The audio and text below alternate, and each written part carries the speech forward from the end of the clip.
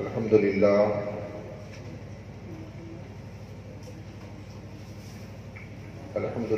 رب العالمين والصلاة والسلام على سيدنا ومولانا محمد سيد الأنبياء والمرسلين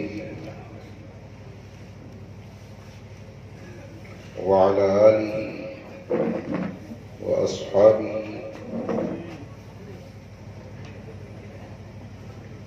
وعلماء أمته أجمعين.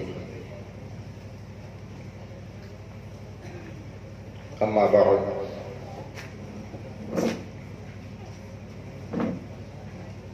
فأعوذ بالله من الشيطان الرجيم. بسم الله الرحمن الرحيم.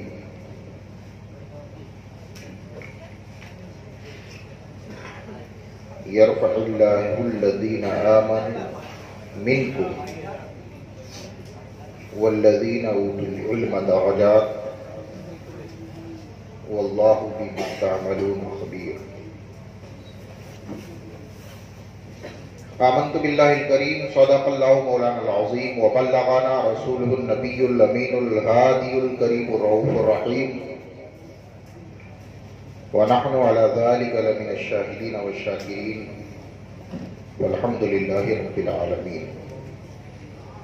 آئیے سب سے پہلے ادب کے ساتھ بارگاہ رسالت میں درود شریف پیش کرنے کی سعادت حاصل کریں. صلی اللہ علیہ النبی الامی وآلہ صلی اللہ علیہ وسلم. صلاۃ و سلام علیک یا رسول اللہ، صلاۃ و سلام علیک یا حبیب اللہ صلی اللہ تعالی علیہ وسلم.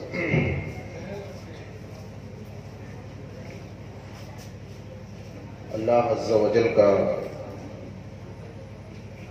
بے پایاں شکر و احسان ہے کہ وہ ہم جیسے گناہگاروں کو بھی اپنے حبیب کا اور اپنے محبوب بندوں کا ذکر کرنے، سننے اور سنانے کی سعادت عطا فرماتا ہے.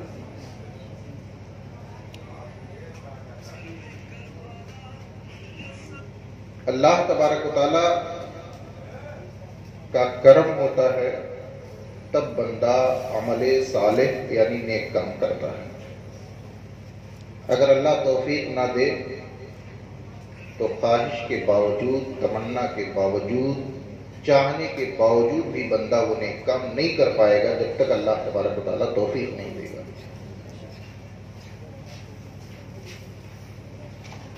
تو یہ بھی اللہ عز و جل کی توفیق ہے کہ اس طرح کی محفلیں اہل سنت و جماعت کے حصے میں آتی رہتی ہیں اور ہم سنتے اور سناتے رہتے ہیں. آج کی مجلس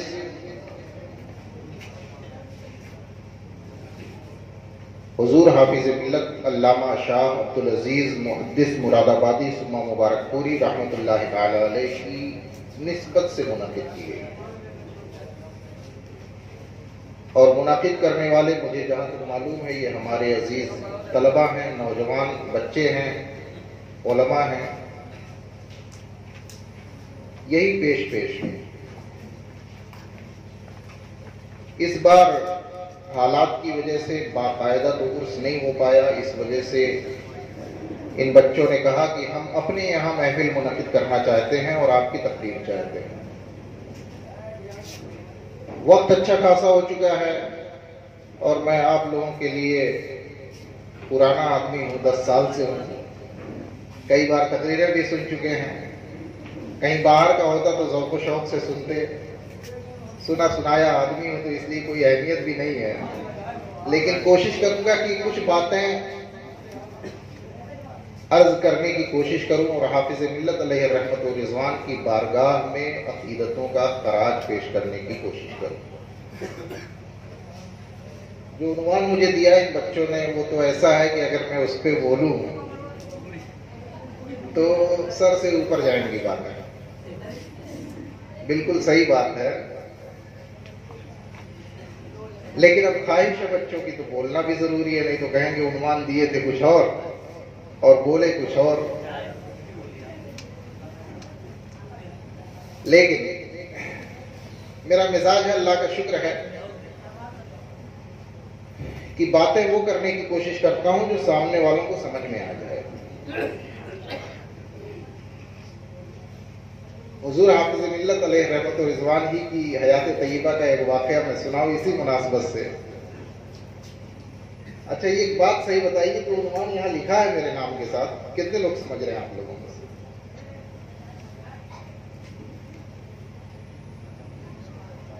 حافظ ملت اور تعلیمی و فکری مشن. اس میں کیا ہو سکتا ہے، کیا بولا جا سکتا ہے؟ بہت سارے لوگ نہیں سمجھ سکیں گے بہت ساری باتیں، اس لیے ماحول کے مطابق سامنے والوں کے مطابق باتیں کرنی ہیں. علامہ بدر القادری صاحب حفظ اللہ گوسی کے ہیں، ہالینڈ میں رہتے ہیں، آپ سب لوگ جانتے ہی ہوں گے. حافظ ملت علیہ الرحمہ کی حیات طیبہ کا واقعہ ہے. ایک پروگرام میں مبارک پور میں تقریر کرنے کے لیے کھڑے ہوئے. اسٹیج پہ حافظ ملت علیہ الرحمہ بھی تھے. تو تقریر میں وہ بتانا یہ چاہ رہے تھے کہ یہ دنیا خود اس بات کی دلیل ہے کہ اس کو کوئی بنانے والا ہے. یہ آسان سی بات ہے، ہر آدمی سمجھ جائے گا. لیکن تقریر جب انہوں نے شروع کی تو اس میں یہی بات کہنے کے لیے انہوں نے جملہ کہا کہ جس طرح نقش نقاش کی دلیل ہوتا ہے، جس طرح سے مصنوع رسانے کی حجت اور برہان ہوتی ہے، اس طرح سے وہ تقریر میں الفاظ جوڑتے جا رہے تھے. تقریر کر لی انہوں نے. تقریر کر کے جب بیٹھے تو حافظ ملت علیہ الرحمہ نے اپنی پاس بلایا اور کہا کہ ایک نواب صاحب تھے. اعظمی صاحب علیہ الرحمہ کا ایک لطیفہ آپ لوگ سنے ہوں گے. ایک نواب صاحب تھے، ان کی جاگیر بڑی لمبی چوڑی تھی، گاؤں دیہات بھی بہت سارے ان کے پاس تھے. ایک بار ان کے جاگیر کے لوگ، زمینداری کے لوگ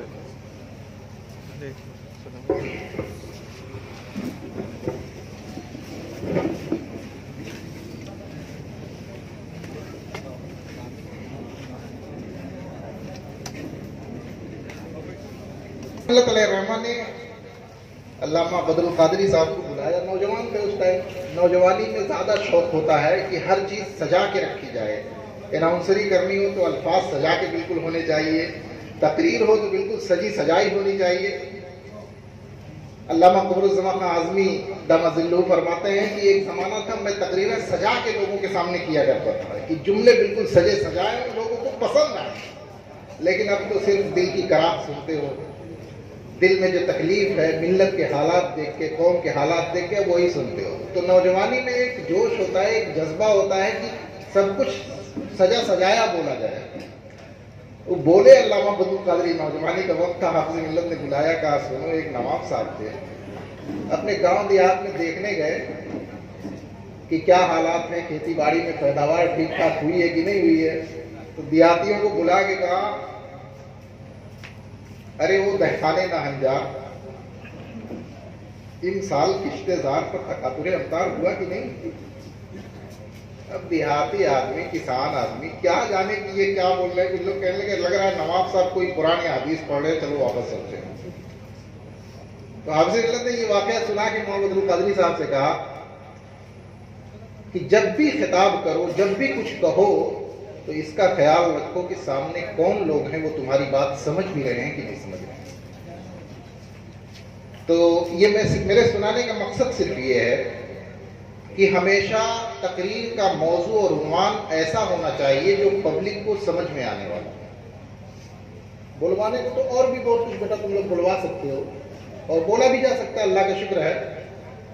لیکن موضوع ہمیشہ وہ ہونا چاہیے، عنوان وہ ہونا چاہیے جو سامنے والے سننے والوں کے کام کا ہو اور ان کو سمجھ میں آئے. تو کوشش یہ رہے گی کہ ایسی باتیں آپ کے سامنے پیش کروں. کوئی پروگرام کب تک چلنا ہے؟ 11:55 تک.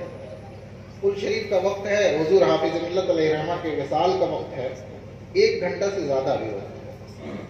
تو کوشش یہ کروں گا کہ باتیں وہ کروں جو آپ کے کام کی ہوں، ہمارے کام کی ہوں اور سمجھ میں بھی آئے اور موضوع سے بھی کچھ جڑی رہے، تاکہ ہٹی ہوئی باتیں نہ لگیں. ہمارے گاؤں اور اس علاقے اور ہماری جماعت اہل سنت کے ایک موقر عالم دین بھی اسٹیج پہ جلوہ افروز ہیں. آپ حضرات ملاحظہ فرما رہے ہیں، دیدار فرما رہے ہیں.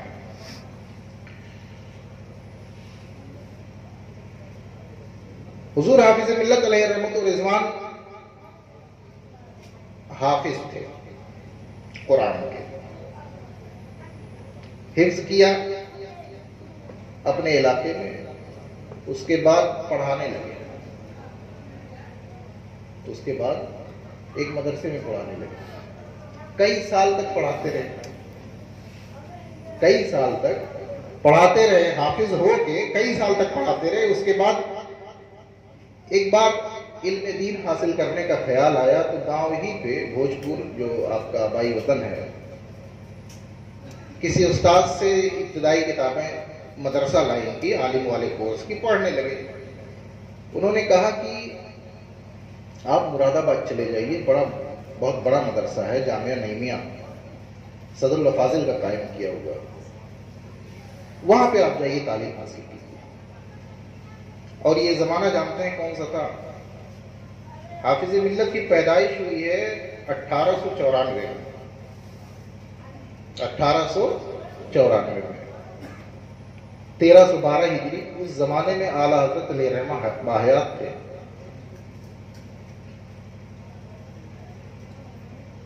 बीस साल बल्कि 22 साल की उम्र हो गई, हाफिज होके पढ़ाने लगे। 4 साल या 5 साल पढ़ाया, 1339 हिजरी आ गया, यानी 1920 आ गया, 1894 से 1920 आ गया।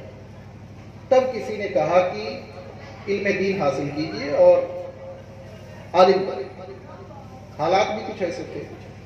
जामिया नईमिया मुरादाबाद गए, वहां जामिया नईमिया आज भी है मदरसा, बढ़िया इदारा है अहले सुन्नत का मुरादाबाद में। अल्लाह सदरुल फाजिल अल्लामा नईमुद्दीन मुरादाबादी रहमतुल्लाह तआला अलैह कुरान शरीफ पढ़ते हैं, तर्जुमा आला हज़रत का देखते ही होंगे।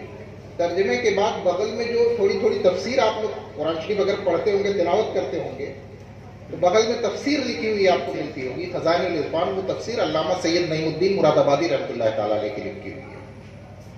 उनका मदरसा जामिया नईमिया उसी जमाने में शोहरत रखता था। तालीम हासिल करने के लिए आप गए, वहां दाखिला लिया, 1 साल वहां तालीम आपने हासिल की थी। इस लाइन में आए हुए 1 ही साल गुजरा था, आला हजरत अजीमुल बरकत रहमतुल्लाह तआला अलैह का बरेली शरीफ में विसाल हो जाता है। ख्वाहिश तो थी मगर ज़ियारत नहीं हो सकी। अब उसके बाद सदरुल शरिया आपके जो आला हजरत के मखसूस तरीन और मोतमद तरीन शागिर्द थे, सबसे खास शागिर्द थे घोसी, वो उस वक्त जामिया मोइनिया, दारुल मोइनिया उस्मानिया अजमेर शरीफ में पढ़ाने के लिए गए। तो हाफिज मिल्लत अलैहि रहमा ने जब उनका चर्चा सुना कि वो बहुत बड़े आलिम हैं और बहुत जलीलुल कद्र मुदर्रिस हैं, इल्म दीन हासिल करने वाले तलबा पूरे मुल्क से उनके पास आते हैं, तो हाफिज मिल्लत भी 27वां साल था उम्र का। आज 27 साल में आलिम होकर के, फारिग होकर के लोग पढ़ाते हैं। तब आप इल्म दीन बाकायदा हासिल करने के लिए दारुल मोइनिया उस्मानिया अजमेर शरीफ गए और इल्म दीन मुकम्मल वहां करने के बाद, तालीम मुकम्मल करने के बाद बरेली शरीफ जब सदरुल शरिया आए तो बरेली शरीफ आकर के आला हजरत के मदरसे में हाफिज मिल्लत अलैहि रहमा की तब जाकर के दस्तारबंदी होती है। बताने का मकसद यह है कि आज अगर हमारा बच्चा 24 साल 25 साल का हो जाए और तालीम हासिल करना चाहे तो हम कहेंगे कि बहुत उम्र हो गई है, बहुत पढ़ लिए, अब पढ़ने की जरूरत नहीं है, अब घर संभालो, थोड़ा कारोबार करो, मुलाजमत करो, कहीं नौकरी करो, कुछ घर का खर्च तुम्हारे जरिए चले। लेकिन नहीं, वो हाफिज मिल्लत थे जिनके वालिद ने उनका नाम अब्दुल अजीज इसीलिए रखा था कि शाह अब्दुल अजीज मुहद्दिस देहलवी दिल्ली के बहुत बड़े आलिम गुजरे हैं, मेरा ये बेटा भी इंशाअल्लाह आलिम दीन बनेगा और वक्त का नुमाया बुलंद मर्तबा आलिम दीन होगा। यही सोच करके उन्होंने अब्दुल अजीज नाम रखा था। इसलिए जब आप इल्म दीन के लिए मुरादाबाद गए, अजमेर शरीफ गए, तो आपके वालिद ने एक बार भी आपको नहीं रोका, 27 साल में भी आपको इल्म दीन हासिल करने के लिए रवाना कर दिया।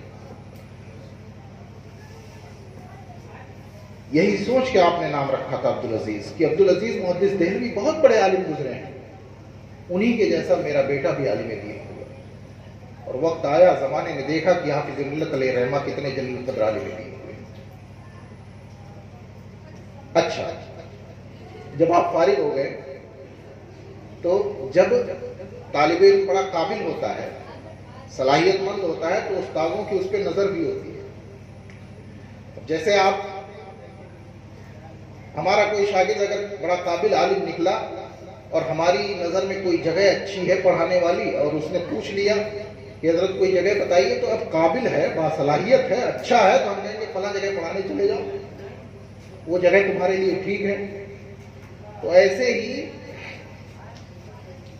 ایک جگہ آئی آگرہ شہر کی۔ آگرہ مغلیہ دور میں دارالسلطنت بھی رہ چکا ہے۔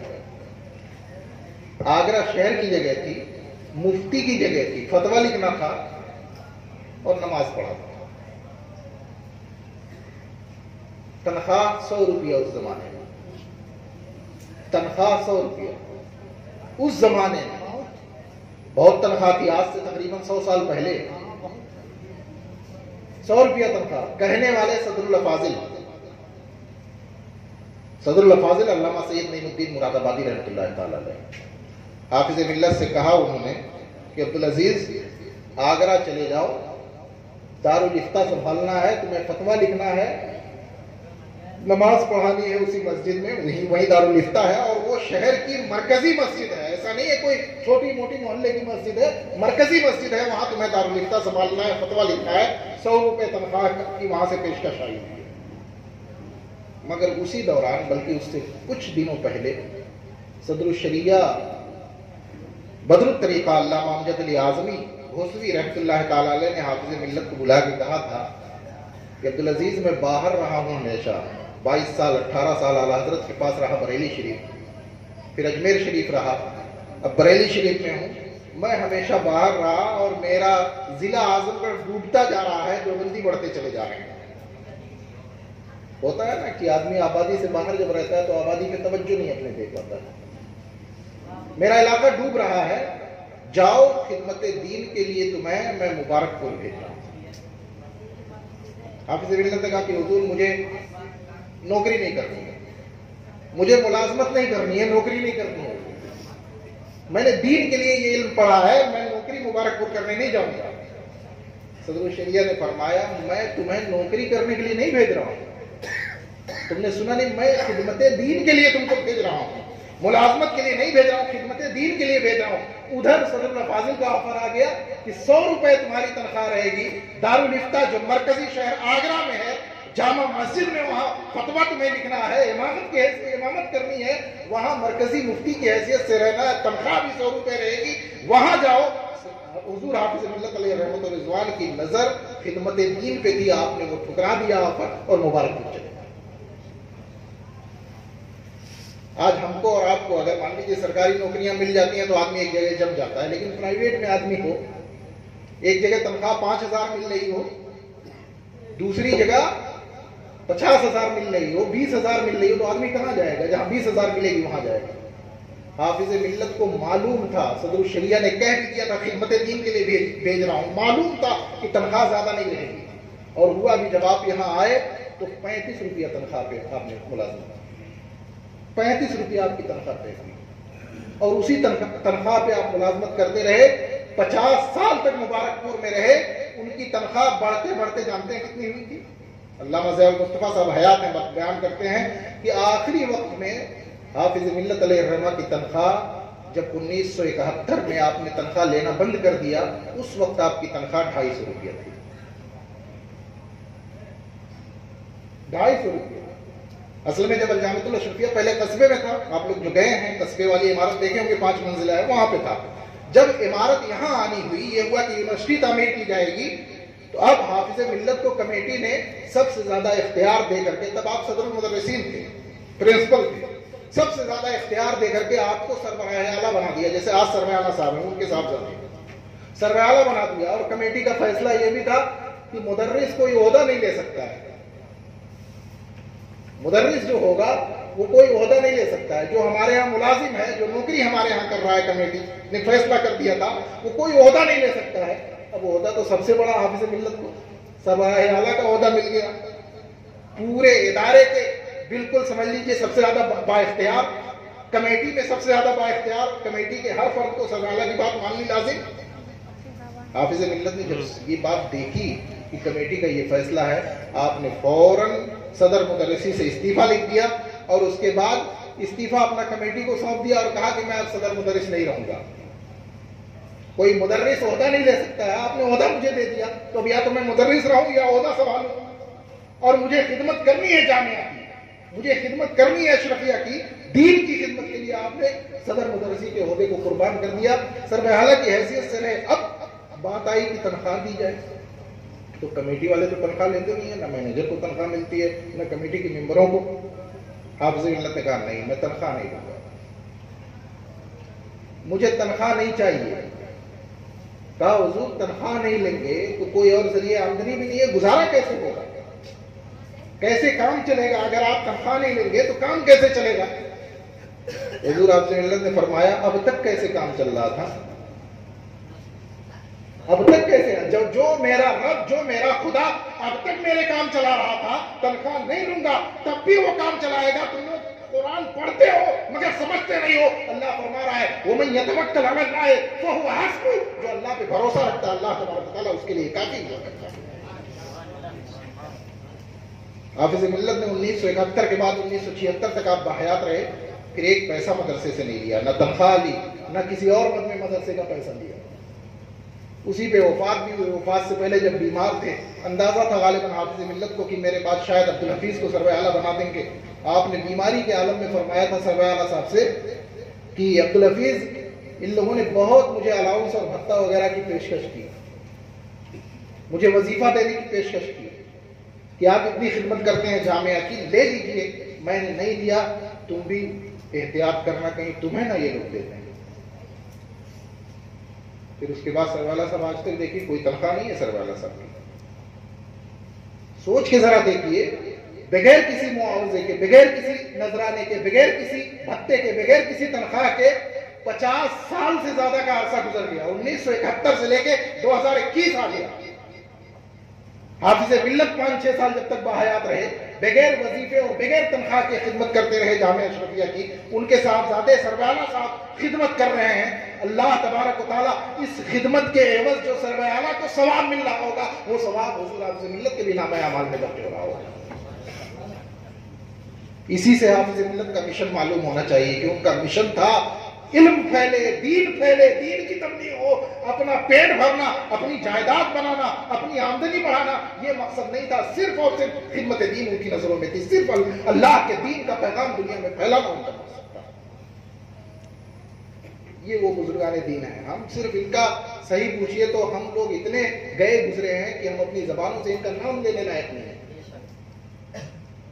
ان کے استاذ گرامی صدر الشریعہ بدر الطریقہ, ابھی میں بتاتا ہوں کہ پھر کیا ہوا. صدر الشریعہ بدر الطریقہ حضرت علامہ محمد علی اعظمی گھوسوی رحمۃ اللہ تعالیٰ علیہ, ان کا واقعہ میں بتاؤں. آپ بریلی شریف میں تھے, اس زمانے میں لاہور سے ایک جگہ آئی. یہ سب چیزیں ہم لوگوں کو سننا اور سنانا چاہیے. اس سے پتہ چلتا ہے کہ ہمارے بزرگوں کے اندر دین کی خدمت کے جذبات کیسے تھے. پریشانیوں میں رہ لیتے تھے, وہ جانتے تھے کہ ہم کس لیے پیدا ہوئے ہیں, ہم کس لیے یہاں. صدر الشریعہ کے پاس ایک جگہ آئی لاہور کی. جگہ کیا تھی؟ لاہور کی کوئی جامع مسجد تھی بڑی مشہور اس زمانے میں, شاید آج بھی ہو. اس مسجد میں صرف جمعہ پڑھانا تھا, صرف جمعہ پڑھانا تھا. اور صبح میں فجر کے بعد یا کسی وقت قرآن شریف کی تفسیر کا درس دینا تھا. جیسے شہروں میں تفسیر کا درس ہوتا ہے, حدیث کا درس ہوتا ہے, مسجدوں میں قرآن کا درس دینا تھا صرف, اور صرف جمعہ پڑھانا تھا, اور کوئی کام نہیں تھا. تنخواہ 500 روپے اس زمانے میں,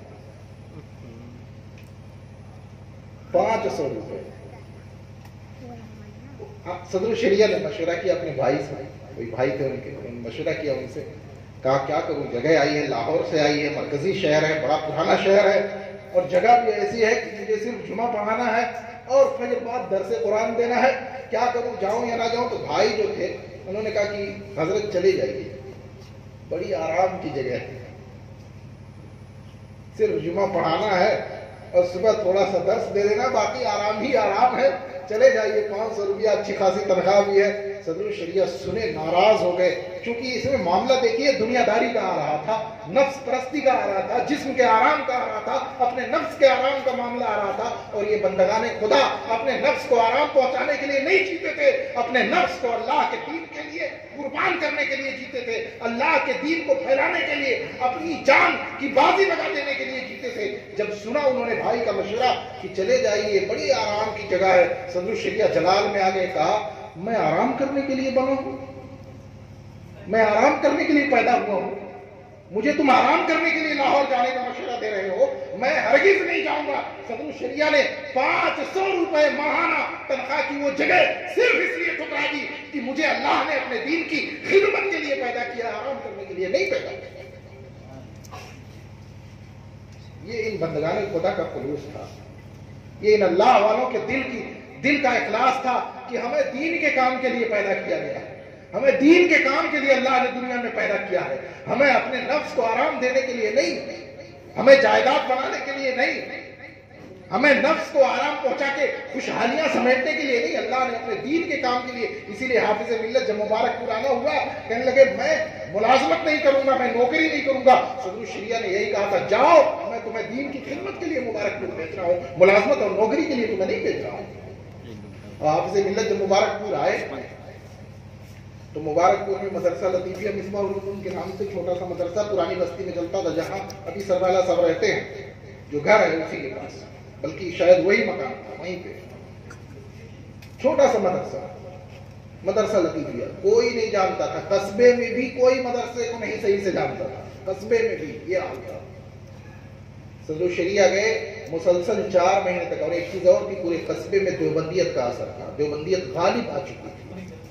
مسلسل 4 مہینے تک ہر رات حافظ ملت علیہ الرحمہ نے مناظرے کے انداز میں تقریریں کی، لوگوں کے اوپر حق ظاہر کیا، دیوبندی جوابی جلسہ کرتے، حافظ ملت اگلے دن پھر جلسہ کرتے، پھر ادھر سے پروگرام ہوتا، پھر یہ جلسہ کرتے، بڑی تفصیلی روداد ہے۔ بیرون علامہ مفتی عبد المنان اعظمی رحمۃ اللہ تعالیٰ نے بڑی تفصیل سے یہ واقعات لکھے ہیں۔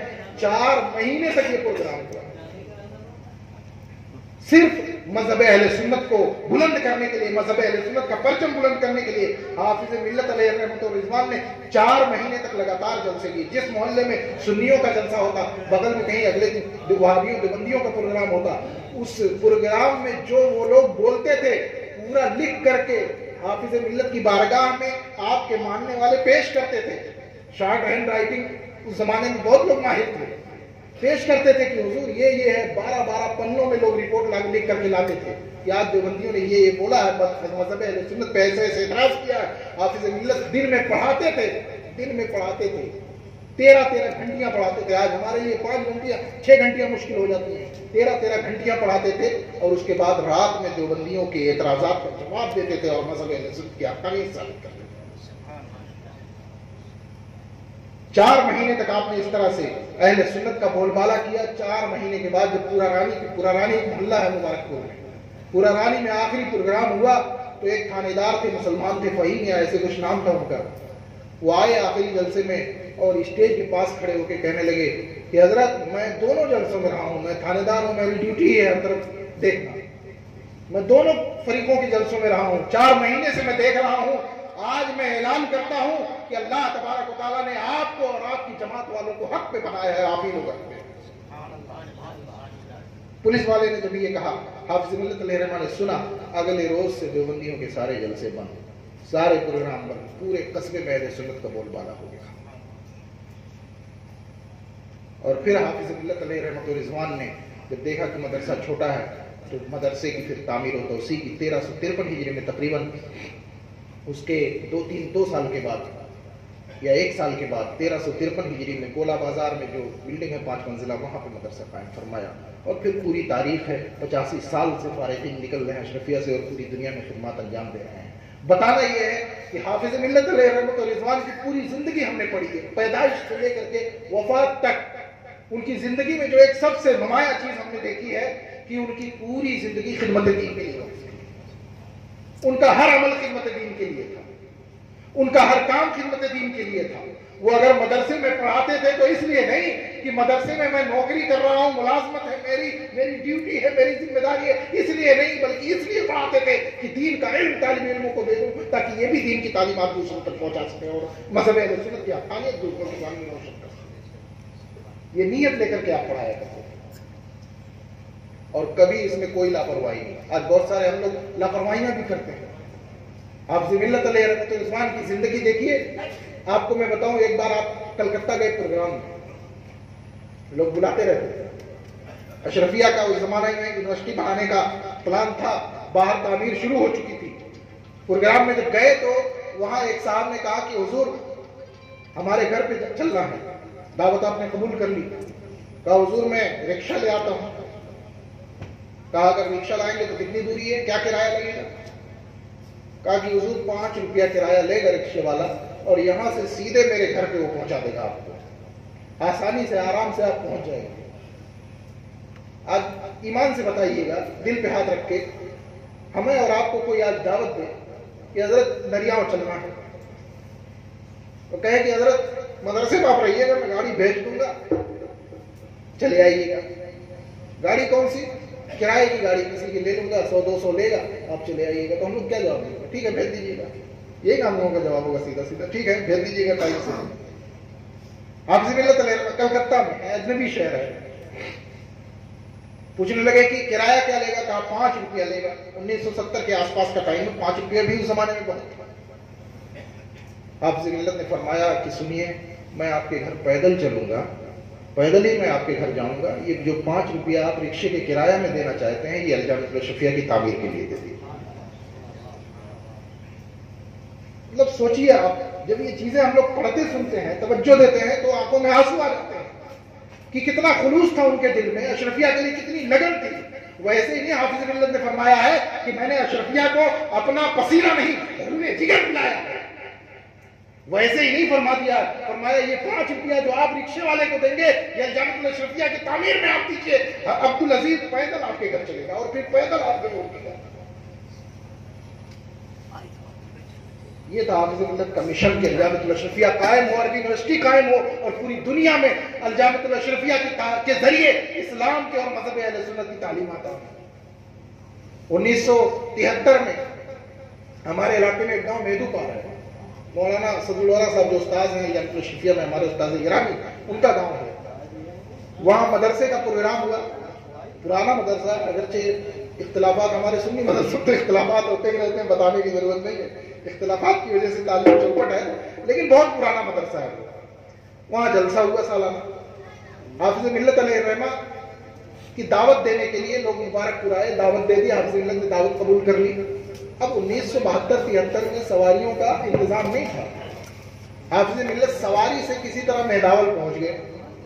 اب مہداول سے آگے کیسے جائیں؟ مہداول سے جو لوگ مہدو پار گئے ہیں سیدھا مہداول سے، کچھ لوگ گئے ہوں گے ضرور یہاں، وہ جانتے ہیں بڑا ٹیڑھا میڑھا راستہ ہے.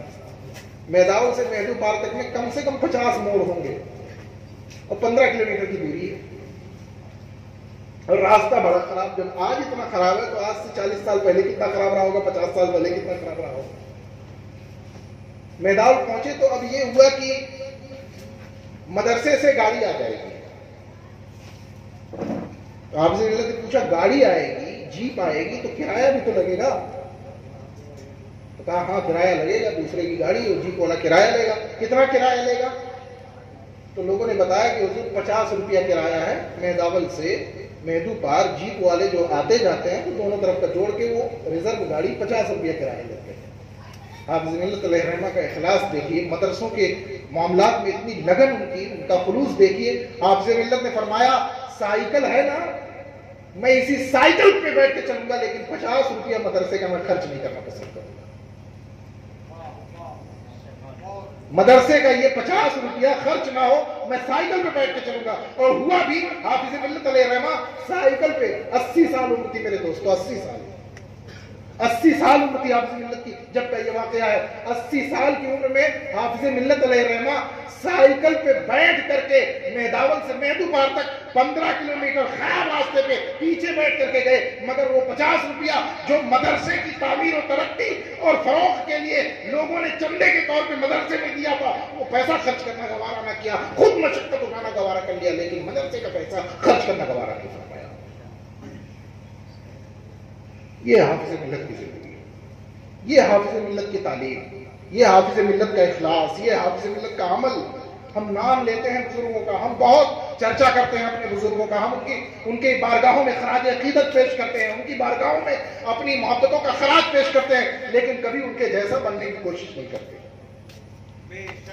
کبھی نہیں کوشش کرتے کہ جیسے یہ تھے کاش ہم بھی ویسے ہو جائیں. حافظ ملت میں بتا دوں, حافظ ملت اب صبح قیامت تک کوئی دوسرا حافظ ملت آنے والا نہیں ہے. حافظ ملت تھے. اللہ کی قدرت سے تو کچھ بعید نہیں کہ پیدا فرما دے, لیکن جو حالات ہیں جو ہم دیکھ رہے ہیں اس کے حساب سے یہی ہے کہ جو جیسے وہ تھے اب ہماری آنکھیں ایسا اللہ کا بندہ, ایسا مخلص, ایسا صاحب اخلاص, ایسا بے نفس اللہ کا بندہ نہیں دیکھ پائیں گے ہماری آنکھیں. آپ نے الجامعۃ الاشرفیہ قائم فرمایا, طلبہ کو بڑی عزت دیتے تھے, علم دین حاصل کر رہے ہیں, اللہ کے رسول کا علم حاصل کرنے آئے ہیں, دین کا علم حاصل کرنے آئے, بڑی عزت دیتے تھے اور عوام سے بھی عزت کرواتے تھے, اور سارے طالب علموں کو ایک نظر سے دیکھتے تھے, سب کو ایک نظر سے دیکھتے تھے. آج ہمارا اگر مدرسوں کا حال یہ ہے کہ جو طالب علم ہمارا کام کرتا ہے نا ہم اس کو زیادہ اہمیت دیتے ہیں, دوسروں پہ ہم اس کو ترجیح دیتے ہیں. نہیں, یہ بالکل سماج کی جو حقیقت ہے وہ ہے بھائی, ہمارے سماج کا یہی حال ہے. سب کو ایک نظر سے حافظ ملت دیکھتے تھے. طلبہ کا آپ کے بیان ہے کہ طلبہ آپس میں کہتے تھے کہ حافظ ملت مجھ کو زیادہ مانتے ہیں, تو دوسرا کہتا تھا نا تم کو نہیں, مجھ کو زیادہ مانتے ہیں. یعنی وہ فیصلہ نہیں کر پاتے تھے, ہر کوئی سمجھتا تھا کہ مجھے سب سے زیادہ مانتے ہیں, اور سچائی یہ تھی کہ حافظ ملت سب کو نوازتے تھے, سب کو مانتے تھے, اور سب کی تربیت اسی انداز میں کرتے تھے کہ یہ دین کا سپاہی میں تیار کر رہا ہوں, دین کا سپاہی میں تیار کر رہا ہوں, دین پھیلانے والا, دین یوں کہہ لیجئے. میں آپ کو ایک بات بتاؤں, ایک نواب حبیب الرحمان خان شیروانی عالم گزرے, دادو علی گڑھ میں, آپ جانتے ہوں گے, ان کے نام کا ہاسٹل ندوہ میں ہے, رواق حبیب کے نام سے. وہاں بھی نہیں تھے وہ, بنیادی طور پہ خاندانی سنی ہی تھے, لیکن اس زمانے میں کچھ تعلقات رہے ہوں گے, کچھ رہا ہوگا, بہرحال معاملہ یہ نہیں معلوم مجھے. صدر الشریعہ سے ان کے تعلقات تھے, صدر الشریعہ علیہ رحمہ سے ان کے تعلقات تھے. تو انہوں نے صدر الشریعہ سے ایک بار کہا کہ دیکھیے اعلیٰ حضرت نے کتابیں لکھی, مولانا احمد رضا خان نے کتابیں لکھی, ہتھیار دے دیا سب کو, ہتھیار دے دیا اہل سنت کو. کوئی بدمذہب اب کسی بھی مسئلے پہ, اتنی کتابیں اعلیٰ حضرت نے لکھ دی ہیں کہ کوئی بدمذہب اب کسی بھی مسئلے پہ اہل سنت سے مقابلہ نہیں کر سکتا. جس مسئلے پہ دیکھو اہل بدمذہبوں کا کوئی اعتراض ہو, اہل سنت نے, امام اہل سنت نے, اعلیٰ حضرت نے کسی کو تشنا نہیں چھوڑا, باقی نہیں چھوڑا, ہر اعتراض کا جواب دیا ہے, اور اہل سنت کے تمام عقائد و معمولات پہ انہوں نے دلیلیں قائم فرما دی. کتابیں لکھ دی اعلیٰ حضرت نے, لیکن ہتھیار ہے, لیکن چلانے والا بھی تو چاہیے, چاہیے کہ نہیں چاہیے. مولانا حبیب الرحمان کا شیروانی نے کہا کہ انہوں نے ہتھیار تو تیار کر دیے, لیکن بڑے بڑے مدرسے کھول کر کے ہتھیار چلانے والے فوجی تیار کرنا, یہ کام باقی ہے. یہ کام اہل سنت میں نہیں ہے. دیوبندیوں نے اسے محسوس کیا, دارالعلوم دیوبند 1867 میں قائم کر لیا, ان کے مدرسے بہت جگہوں پہ بڑے بڑے قائم ہو گئے. تو مولانا حبیب الرحمان کا شیروانی نے کہا کہ ان لوگوں نے, وہابیوں نے پورے ہندوستان میں اپنے مدرسوں کا جال اسی لیے بچھایا ہے تاکہ ان کے پاس لڑنے کے لیے افراد رہیں, مقابلہ کرنے کے لیے لوگ رہیں, ہتھیار چلانے والے فوجی ان کے پاس رہے.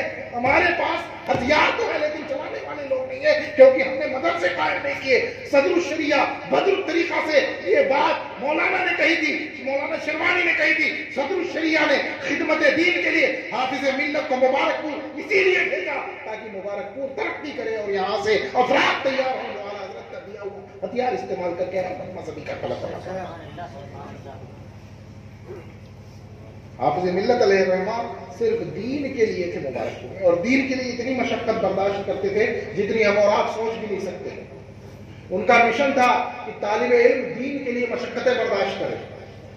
فرماتے تھے خود اپنے شاگردوں سے, فرماتے تھے ہم لوگ آرام کرنے کے لیے نہیں پیدا کیے گئے, اور عالم وہ ہے ہی نہیں جو آرام پسند ہو, یعنی سچا عالم وہ ہے ہی نہیں جو آرام پسند ہو, صرف اپنے نفس کا آرام سوچتا ہو. عالم وہ ہے جو علم کے لیے، جو دین کے لیے مشقتیں اٹھاتا ہو۔ آج ہم لوگ تھوڑا سا سفر کر لیتے ہیں تو بیٹھتے ہیں درسگاہ میں تو جسم اٹھتا ہے، درد ہوتا ہے۔ بیٹا آج تھکے ہوئے ہیں، بہت زیادہ سفر کر کے آ رہے ہیں، پروگرام کر کے آ رہے ہیں، مگر حافظ ملت واہ ہے، حافظ ملت زندگی آپ کی واقعی ہم سب کے لیے نمونہ ہے۔ پروگرام میں گئے کلکتہ، واپس ہونے لگا۔ اچھا ایک بات اور ہے، ہم کو کوئی کہے کہ حضرت فلائٹ سے آ جائیے گا، اے سی فرسٹ میں آپ کا ٹکٹ کروا دیتے ہیں، ٹھیک ہے ٹھیک ہے ٹھیک ہے، بالکل راضی ہو جائیں گے نا فوراً، ہے نا؟ یہی تو ہے آج جو ہماری حقیقتیں ہیں، یہ تو بالکل کھلی ہوئی چیز ہے۔ لیکن حافظ ملت علیہ الرحمہ اگر کسی مدرسے کا پروگرام ہوتا، کسی ادارے کا پروگرام ہوتا اور وہ لوگ کہتے کہ حضور ہم لوگ فرسٹ کلاس کا ٹکٹ آپ کو ٹرین کر دے دیتے ہیں، حافظ ملت منع فرما دیتے تھے کہ مدرسے کا اتنا پیسہ خرچ کرنے کی کیا ضرورت ہے، مدرسے کا اتنا پیسہ، میں تھرڈ کلاس میں آ جاؤں گا ٹکٹ لے کر کے، تھرڈ کلاس میں ٹکٹ لے کر کے کہ اسٹیشن پہ جائیے، پلیٹ فارم پہ وہاں ٹکٹ مل جائے گا، ٹکٹ لیجیے اور چالو ڈبے میں بیٹھ کر کے چلے جائیے۔ حافظ ملت فرما دیتے تھے کہ نہیں، تمہیں فرسٹ کلاس کا ٹکٹ لینے کی ضرورت نہیں ہے، میں تھرڈ کلاس کا ٹکٹ لے کر کے چلا آؤں گا۔ گئے کلکتہ پروگرام، واپسی ہونے لگی تو ٹکٹ کے لیے گئے اسٹیشن پہ، ٹکٹ تو مل گیا، لیکن جب ٹرین میں گھسے تو اتنی بھیڑ تھی کہ جگہ ہی نہیں تھی بیٹھنے کی۔ کبھی کبھی ہوتا ہے ٹرینوں میں بڑی بھیڑ ہوتی ہے، جگہ ہی نہیں تھی بیٹھنے کی۔ اب کلکتہ سے بنارس آنا تھا، کلکتہ سے بنارس آنا تھا، ٹرین میں بیٹھنے کی جگہ نہیں، کھڑے ہو گئے حافظ ملت، بڑھاپے کا وقت تھا، 70 سے 72 کے بیچ میں یا 75 کے قریب عمر تھی، کھڑے ہو گئے ٹرین میں، کلکتہ سے بنارس تک کھڑے کھڑے سفر کیا، بنارس تک کھڑے گئے۔ اب اس کے بعد بنارس سے اعظم گڑھ تک کسی طرح سواری سے آئے، راستہ خراب تھا اس زمانے میں، سٹیاؤں پہنچے، سٹیاؤں سے سواریاں نہیں مل رہی تھی، سٹیاؤں سے پرانا مدرسہ جو اندر قصبے میں تھا 7 کلومیٹر سے زیادہ ہے، سامان بھی ہے، کلکتہ سے آ رہے ہیں، صبح فجر کے بعد کا ٹائم ہے، سواری مل ہی نہیں رہی تھی سٹیاؤں میں، ہلکی ہلکی بارش بھی ہو رہی تھی، برسات کا موسم تھا۔ حافظ ملت نے اپنا سامان اٹھایا، لادا اپنا سامان، سٹیاؤں سے پیدل قصبہ مبارک پور تک آئے، مدرسہ پہنچے تو گھنٹی کا ٹائم ہو گیا تھا، گھنٹی کا ٹائم ہو گیا۔ اب آپ ایمان دل پہ ہاتھ رکھ کے بتائیں، ہم میں کا کوئی ہوتا اس طرح کلکتہ سے بنارس کھڑے کھڑے سفر کیا، مشکل سے سٹیاؤں پہنچا، پیدل 7-8 کلومیٹر سامان لاد کے سفر کیا ہو، ہم اور آپ پہنچیں گے تو سیدھے سامان رکھا، بیٹا جاؤ آج نہیں پائیں گے، بہت تھکے ہو گئے ہیں، آج ہم آرام کریں گے، یہی ہوگا کہ نہیں ہوگا؟ لیکن واہ رے حافظ ملت پہنچے، وقت درسگاہ کا ہو گیا تھا، طلبہ سے کہا آؤ، بیٹھے اور پوری گھنٹیاں 12 یا 1 بجے تک، جب تک درسگاہ کا ٹائم تھا، جتنی گھنٹیاں عام دنوں میں مبارک پور رہ کے پڑھاتے تھے وہ ساری گھنٹیاں حافظ ملت نے طلبہ کو پڑھائی، کچھ کھایا بھی نہیں، کچھ پیا بھی نہیں، ساری گھنٹیاں پڑھائی۔ اتفاق سے ابراہیم پور بغل میں گاؤں تھا اس زمانے میں، اب تو خیر شہر سے جڑ گیا قصبے سے، ابراہیم پور سے خبر آ گئی فلانے صاحب کا انتقال ہو گیا، حضور چل کے نماز جنازہ پڑھا دیں۔ گھنٹی ختم ہوئی 12 بجے، حافظ ملت بنا کچھ کھائے پیے جنازہ پڑھانے چلے گئے۔ یہ ہمتیں، یہ بلند ہمتی، یہ جذبہ، یہ اخلاص، یہ لگن، یہ تڑپ، یہ محنت، یہ مشقت حافظ ملت کو اپنے معاصرین نے، اپنے بعد والوں نے اتنا نمایاں کر دیتی ہے کہ ہم کو کوئی مثال ایسی نظر نہیں آتی۔ آپ بتا سکتے ہیں کوئی ایسی مثال؟ کھڑے کھڑے سفر کیا، بنارس سے کلکتہ سے بنارس تک، پیدل چلے سٹیاؤں سے مبارک پور تک، پھر مدرسہ پہنچ کے سب کو پڑھایا بھی، مدرسے کے بعد جا کے لوگوں کو جنازہ پڑھانا تھا وہاں چلے گئے، کچھ کھایا بھی نہیں، کچھ پیا بھی نہیں۔ یہ اخلاص، اللہ والوں کا یہ اخلاص، حافظ ملت کا یہ اخلاص، یہ انہی کا خاصہ تھا، یہ انہی کے اندر تھا۔ آج وہی میں کہہ رہا ہوں، اب دوسرا حافظ ملت صبح قیامت تک ہمیں شاید نہیں نظر آئے گا۔ حافظ ملت دین کے لیے تھے، علم کے لیے تھے۔ الجامعۃ الاشرفیہ آپ نے قائم فرمایا، خود ہی فرماتے تھے، جانتے ہیں مقصد کیا ہے ان کا؟ فرماتے تھے کہ میں چاہتا ہوں، ایک بار اصل میں نعمانی صاحب المجموع الاسلامی میں رہتے ہیں، چریا کوٹ مدرسہ آپ کا ہے، نعمانی صاحب، مولانا بدر القادری صاحب، ان سب نے عرض کیا حضور حافظ ملت سے، جیسے ہوتا ہے نا کہ طلبہ جب کچھ بڑے ہو جاتے ہیں ان کو سمجھ میں آنے لگتا ہے کہ مذہب اہل سنت کا یہ کام ہونا چاہیے، دین کا یہ کام ہونا چاہیے، کتاب اس موضوع پہ لکھی جانی چاہیے، یہ کام ہونا چاہیے، دین کے یہ سارے کام ادھورے پڑے ہیں، ہمارے زمانے میں یہ ہونا چاہیے، وہ ہونا چاہیے۔ تو جب نوجوانی ہوتی ہے نا تو دماغ بہت تیز کام کرتا ہے اور بڑوں سے جا جا کے گزارش بھی لوگ کرتے رہتے ہیں. حافظ ملت کے پاس گئے مولانا عبد المبین نعمانی صاحب اور مولانا عبد القادری صاحب, جا کر کے عرض کی حضور یہ کام نہیں ہوا ہے, یہ کام ہونا چاہیے, یہ کام نہیں ہوا ہے, یہ کام ہونا چاہیے. حافظ ملت سنتے رہے. جب کئی چیزیں یہ لوگ گنوا چکے تو حافظ ملت نے کہا ہاں مولانا الجامعۃ الاشرفیہ اسی لیے میں بنا رہا ہوں کہ یہ جتنے کام آپ نے گنوائے ہیں دین کے یہ سارے کام اکیلے الجامعۃ الاشرفیہ کی جانب سے ہوں. وقت میں دیکھا حافظ ملت نے وہ کام کر دیا جو پورے ہندوستان میں کوئی دوسرا شخص نہ کر سکا. اعلیٰ حضرت نے جو کتابیں لکھی تھی, جو تعلیمات اہل سنت عام کی تھی, جو کتابی صورت میں دلیلیں اہل سنت کو عطا کی تھی, جو اہل سنت کو ہتھیار دیے تھے, حافظ ملت نے وہ ہتھیار چلانے والے فوجی جماعت اہل سنت کو عطا فرمایا. آج آپ انڈیا سے لے کر کے آسٹریلیا, بلکہ میں کہوں گا آسٹریلیا سے لے کر کے امریکہ تک بتائیں کون سا بر اعظم ہے جہاں حافظ ملت کے فیض یافتگان دین کی خدمت نہیں کر رہے ہیں. اور بھی مدارس کے خارجین دین کی خدمت کر رہے ہیں, اس سے ہمیں انکار نہیں ہے, مگر جو فیض پوری دنیا میں درسگاہ حافظ ملت کا ہمیں نظر آ رہا ہے وہ کسی اور درسگاہ کا نہیں نظر آ رہا ہے.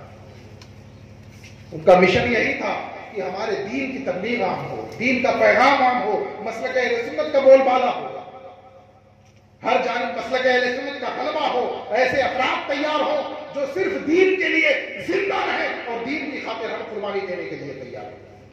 وہ چاہتے تھے کہ ایسے افراد تیار ہو. انہوں نے محسوس کر لیا تھا کہ وقت ایسا آ رہا ہے کہ دنیا بھر کی زبانوں میں اسلام کی تبلیغ کی ضرورت پڑے گی, لوگوں کی ضرورت پڑے گی.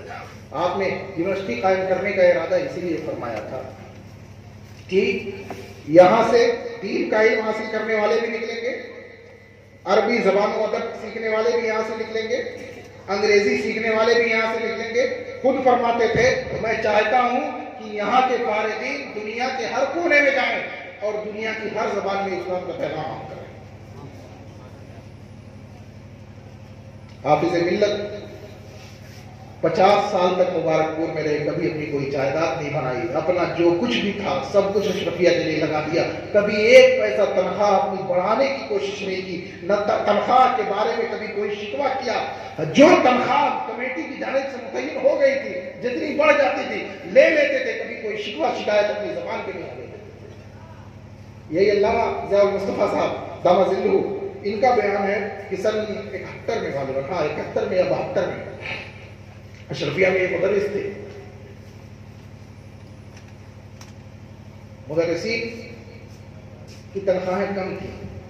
جب تنخواہیں کم ہوتی ہیں تو ظاہر سی بات ہے پرائیویٹ مدرسین کی تنخواہیں اگر کم ہوں گی تو دقتیں ہوں گی.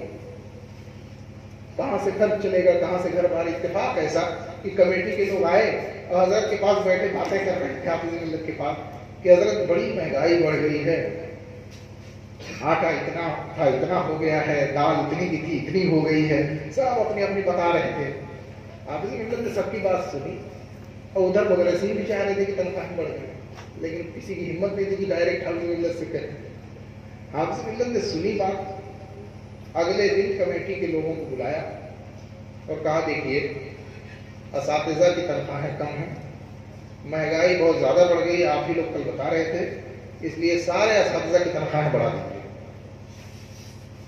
سارے اساتذہ کی تنخواہیں بڑھا دی جائے. اساتذہ کو بھی بلا کے فرمایا کہ میں جان رہا ہوں آپ لوگ تنخواہیں چاہتے ہیں بڑھ جائے, آپ لوگ جھجکیے مت, آپ لوگ دین کا کام کر رہے ہیں, دین کی تعلیم عام کر رہے ہیں, گھر کی ضرورت ہے, بچوں کی ضرورت ہے, یہ ضرورتیں کیسے پوری ہوں گی اگر تنخواہ بہت کم رہے گی. اس لیے آپ کی تنخواہ بڑھانا میری ذمہ داری ہے اور دین کا کام کرنا آپ کی ذمہ داری ہے.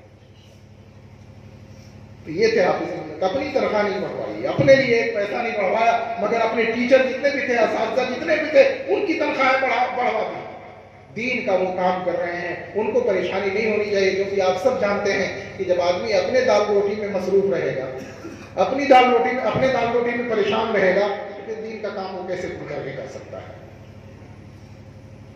حافظ ملت علیہ رحمت و رضوان نے اپنے سارے جتنے بھی شاگرد تھے سب کو دین کی خاطر جینے کا ہنر سکھایا, دین کی خاطر مر مٹنے کا سلیقہ عطا فرمایا, دین کی خاطر اپنے آپ کو قربان کرنے کا سلیقہ سکھایا کہ اپنے نفس کا آرام مت سوچنا, دین کے بارے میں پہلے سوچنا. اپنے نفس کے بارے میں مت سوچنا، دین کے بارے میں پہلے سوچنا، مذہب اہل سنت کے بارے میں پہلے سوچنا۔ انہوں نے سارے اپنے شاگردوں کو درسگاہوں میں اپنے شاگردوں کو سکھایا کرتے تھے۔ یہی وجہ ہے کہ حافظ ملت کے شاگرد جتنے نمایاں ہم کو نظر آ رہے ہیں، کسی دوسرے اس زمانے کے استاذ کے شاگرد نہیں نظر آ رہے ہیں۔ علامہ مظفر خان اعظمی حافظ ملت کے پروردہ، علامہ فضل القادری ہالینڈ میں رہتے ہیں، حافظ ملت کے پروردہ، مفتی عبد الواجد ہالینڈ میں تھے، انتقال ہو چکا دربھنگہ کے، حافظ ملت کے پالے ہوئے۔ ہمارے حضرت صوفی نظام الدین علیہ الرحمہ ہمارے اگیا کے حافظ ملت کے پروردہ، ان کے خاص شاگرد 4 سال تک ان کی خدمت میں رہ کے مبارک پور میں علم حاصل کیا۔ زندہ علماء کرام جو ابھی ہیں، جن کی مثال ہم دے سکتے ہیں کہ ان کے جیسا ہندوستان میں کوئی نہیں ہے۔ نعمانی صاحب متقی، پرہیزگاری میں، تقویٰ اور پرہیزگاری میں ان کی مثال کوئی نہیں آپ کو ملے گی، وہ بھی حافظ ملت کے پروردہ۔ قلم کی دنیا میں دیکھ لیجئے تو مولانا یاسین اختر مصباحی صاحب حافظ ملت کے پروردہ۔ اگر علم، قلم، تقویٰ، پرہیزگاری سب کا مجموعہ دیکھنا ہو تو علامہ محمد امین مصباحی صاحب کو دیکھ لیجئے، حافظ ملت کے پروردہ۔ بتانا یہ ہے کہ حافظ ملت کا خلوص تھا، ان کا مشن تھا، ان کا لگاؤ تھا کہ انہوں نے دنیا کو ایسے ایسے علماء عطا فرما دیے، کہ ایسے ایسے صاحبان علم و تقویٰ عطا فرما دیے کہ آج ہم ان کے شاگرد ہونے پہ ناز کر رہے ہیں کہ اللہ تبارک و تعالیٰ نے ہمیں ان کا شاگرد بنایا۔ یہ تو میں نے چند مثالیں دی ہیں دوستوں۔ دعوت اسلامی پوری دنیا میں ہے، سینکڑوں ملکوں میں کام کر رہی ہے، اہل سنت کا کام کر رہی ہے، اس سے انکار نہیں۔ میں کہوں کہ یہ بھی حافظ ملت کا فیض ہے تو ذرا عجیب لگے گا، مگر میں آپ کو بتاتا ہوں۔ حافظ ملت نے شروع میں جب دیوبندیت سے مقابلہ ہوا مبارک پور میں تو پرچوں کی تقسیم ہوئی، کتابیں لکھی جانے لگی۔ اسی زمانے میں حافظ ملت نے العذاب الشدید کے نام سے ایک کتاب لکھی، بڑی زبردست کتاب دیوبندیت کے رنگ میں۔ لیکن حافظ ملت بڑے وسیع اور بڑے اعلیٰ علم والے تھے، ان کو لگا کہ کتاب میری تھوڑا اچھی لگی ہوئی ہے، تو حافظ ہاشمی صاحب مبارک پور میں شیخ علم پڑھاتے تھے، ابھی جلدی ریٹائر ہوئے ہیں۔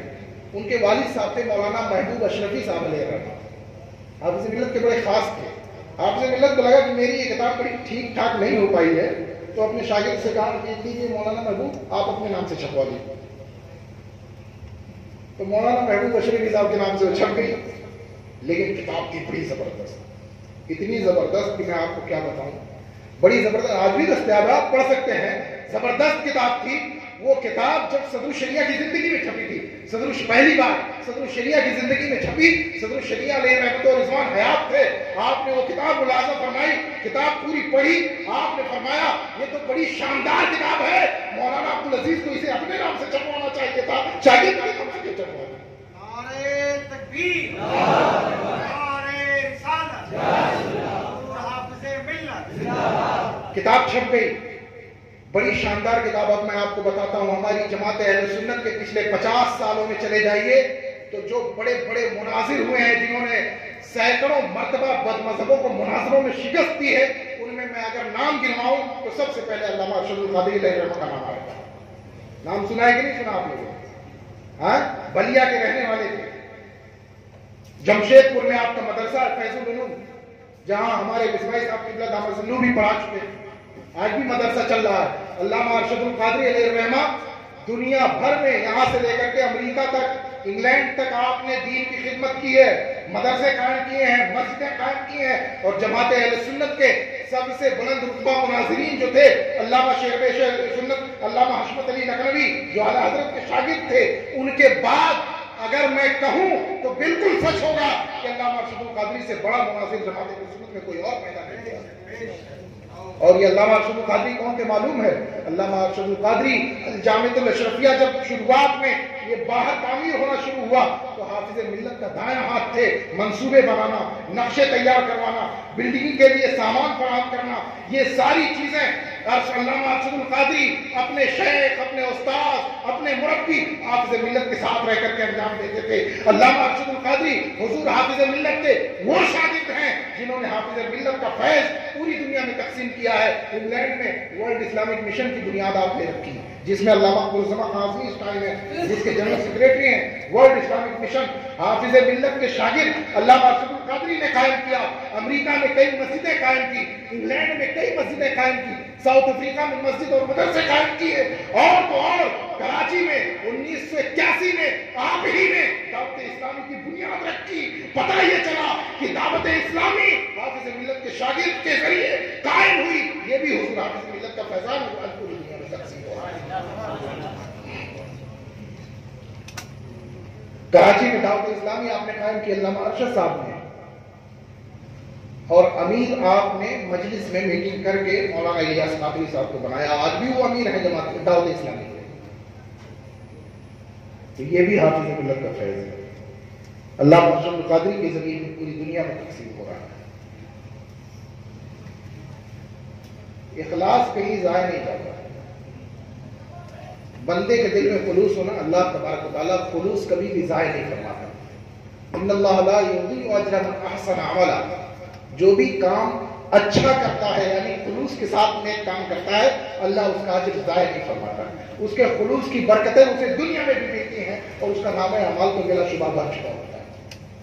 حافظ ملت علیہ رحمت و رضوان نے دین کی خاطر جینے مرنے کا جو ہنر اپنے طالب علموں کو سکھایا تھا، وہی حافظ ملت کا مشن تھا کہ مذہب اہل سنت مسلک اعلیٰ حضرت پہ خود مضبوطی سے قائم رہو اور پوری دنیا میں اس مسلک کی تعلیمات کو عام کرو.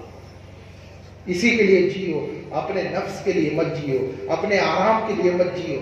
جیو تو دین کے لیے، جیو تو مذہب کے لیے، زندگی گزارو تو مذہب کے لیے، اور اپنے آپ کو ہمیشہ مذہب کے لیے قربانیاں دینے کے لیے تیار رہو.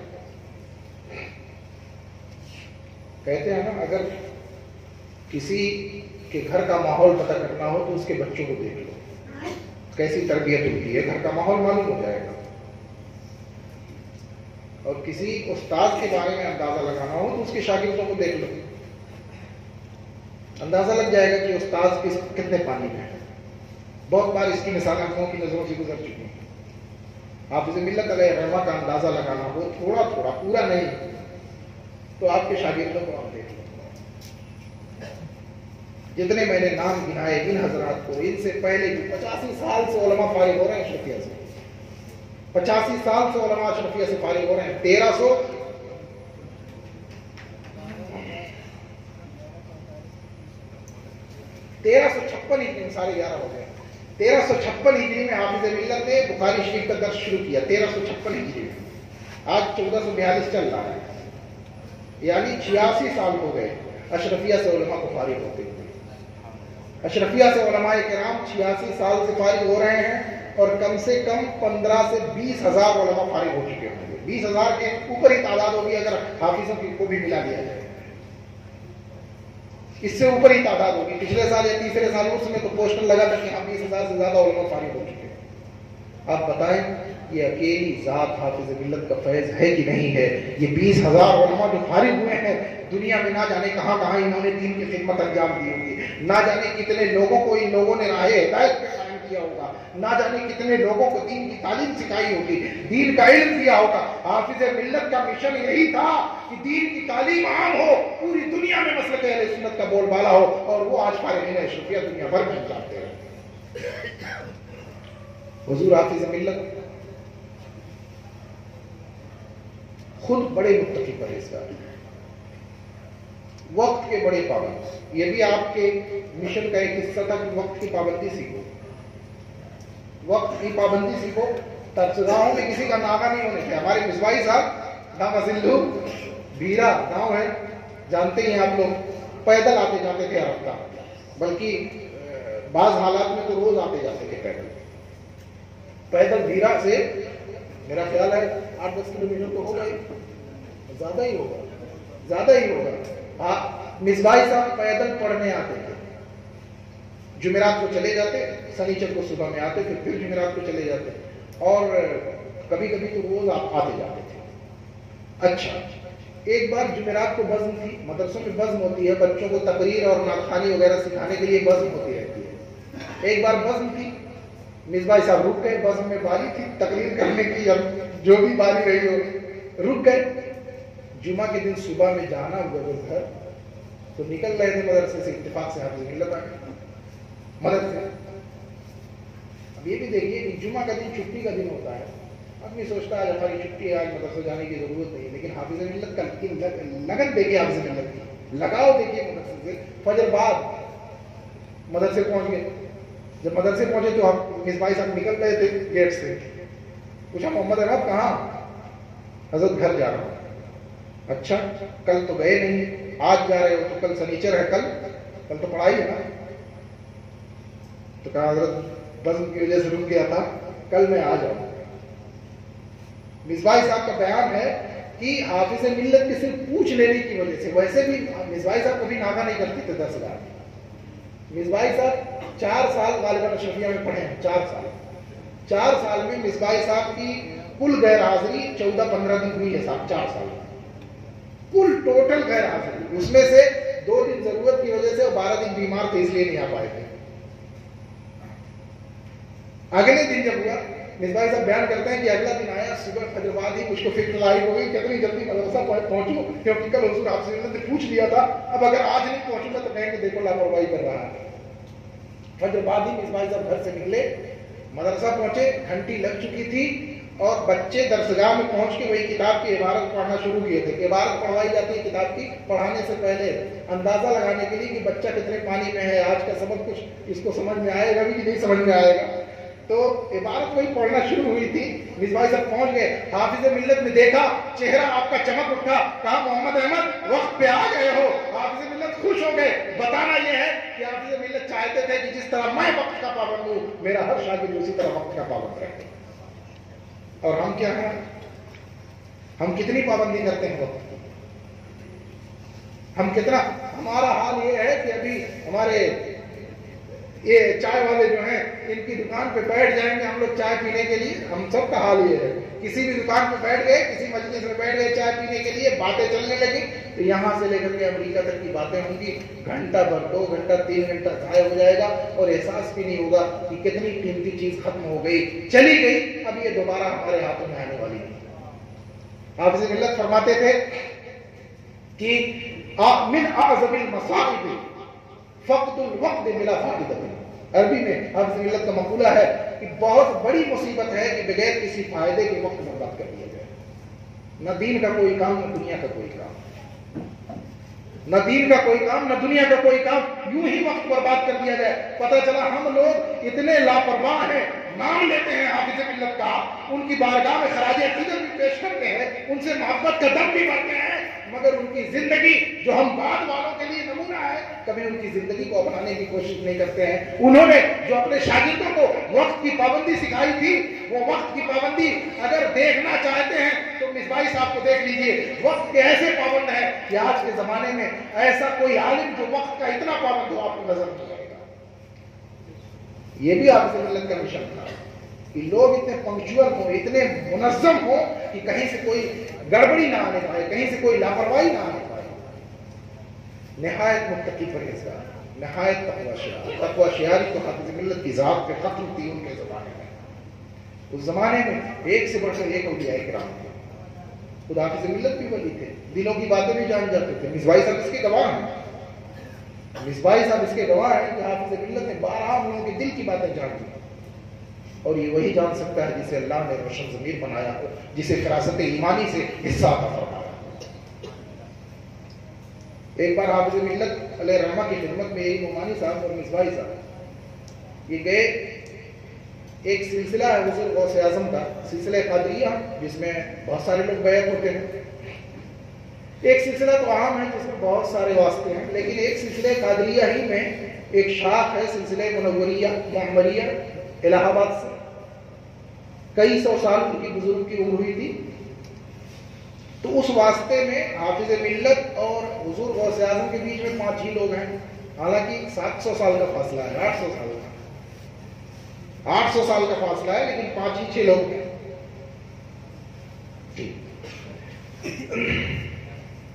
800 साल का फासला तकरीबन है, लेकिन हाफिज मिल्लत और हुजूर गौसे आज़म के बीच में 5 ही लोग हैं। अब जाहिर सी बात है, आदमी चाहता है कि बुजुर्गों का फैज़ हमें जहाँ से मिले। मिसबाही साहब नोमानी साहब मुरीद तो थे हुजूर मुफ्ती आज़म हिंद से, लेकिन सोचा कि ये सिलसिले मुनव्वरिया में चलो हुजूर हाफिज मिल्लत से तालिबे फैज़ हो जाए, इधर से भी हमारा वास्ता जुड़ जाएगा। लेकिन गए बैत में तालिब बैत तो थे बरेली शरीफ से। दिल में ये ख्याल आया नोमानी साहब के कि बरेली शरीफ हुजूर मुफ्ती आज़म हिंद जलवा अफरोज हैं, बरेली शरीफ में भी ये सिलसिला होगा, तो क्यों ना हम बरेली शरीफ जाकर के ये इस सिलसिले में भी तालिब हो जाए। तो ये ख्याल दिल में किए रहे, गए तालिब हो गए, अभी लेकिन उलझन थी दिल में कि हुजूर हाफिज़ मिल्लत का तो इलाहाबाद से वास्ता होते हुए बगदाद शरीफ से जुड़ा हुआ है, इसमें बरेली शरीफ का वास्ता आ नहीं रहा है, बरेली शरीफ से होना चाहिए, जहां से आदमी को लगाव होता है, चाहता है वहीं के जरिए हमें फैज मिले। उलझन थी। नुमानी साहब का बयान है कि हाफिज मिल्लत ने बैत फरमाया, तलब फैज वाली तालिब वाली बैत, और उसके बाद बैत करने के बाद फरमाने लगे हाँ बरेली शरीफ में भी ये सिलसिला है। कुछ नहीं कहा था नुमानी साहब ने, बरेली शरीफ में भी ये सिलसिला है, मगर बरेली शरीफ हुजूर मुफ्ती आज़म हिंद के पास एक वास्ता ज्यादा है, तादाद ज्यादा है, मेरे पास तादाद और वास्ता कम है, और वास्ता जितना ही कम हो सिलसिला उतना ही बुलंद हुआ करता है। वास्ता जितना ही कम हो सिलसिला उतना ही बुलंद होता है। इसी तरह मिसबाही साहब के दिल में भी कोई ख्याल था, कोई इश्काल था, हाफिज़ मिल्लत ने बताने से पहले ही जवाब दे दिया। बताना यह है कि तकवा शियारी में कश्फ में अल्लाह तबारक व तआला ने उन्हें सिर्फ एक दरसगाही मुदर्रिस को नहीं थे, अल्लाह तबारक व तआला ने तकवा, कश्फ, विलायत, सलाहियत, सालिहियत, इन सारी चीजों में अल्लाह तबारक व तआला ने उन्हें अपने जमाने में मुमताज बनाया। बातें बहुत सारी हैं, इस तरह से करते हैं रात खत्म हो जाएगी, बात खत्म नहीं होगी। अल्लाह तबारक व तआला हमें और आपको हुजूर हाफिज़ मिल्लत के नक्शे कदम पर चलने की तौफीक अता फरमाए। उनकी जिंदगी पढ़िए, उलमा से सुनिए, आज भी जिंदा है, और उनके नक्शे कदम को हम अपनाने की कोशिश करें, इसी में हमारी कामयाबी है। बोलने में गलती हुई हो, अल्लाह तबारक व तआला अपने करम से माफ़ फरमाए कोताहियां, और हमारे बच्चों की मेहनतें और लगन और ये पूरी काविश अल्लाह तबारक व तआला कबूल फरमाए। याद रखो, मेरी नसीहत है कि हुजूर हाफिज़ मिल्लत से अक़ीदत हम सबको है, लेकिन कमाल तब है जब हम हाफिज़ मिल्लत की मर्जी के मुताबिक आलिम बन के दिखाएं, तब कमाल है। तभी ये सच्ची मोहब्बत है कि जैसा आलिम वो चाहते थे हम वैसा आलिम बन के दिखाएं, ताकि दीन का काम हो, मजहब का काम हो, मसलक अहले सुन्नत का पैगाम आम हो। अल्लाह तबारक व तआला हमें और आपको गलतियों, गुनाहों और कोताहियों से हमारी हिफाजत फरमाए, और जो हुई है उन्हें माफ़ फरमाए। व आखिर दावाना अल्हम्दुलिल्लाहि रब्बिल आलमीन।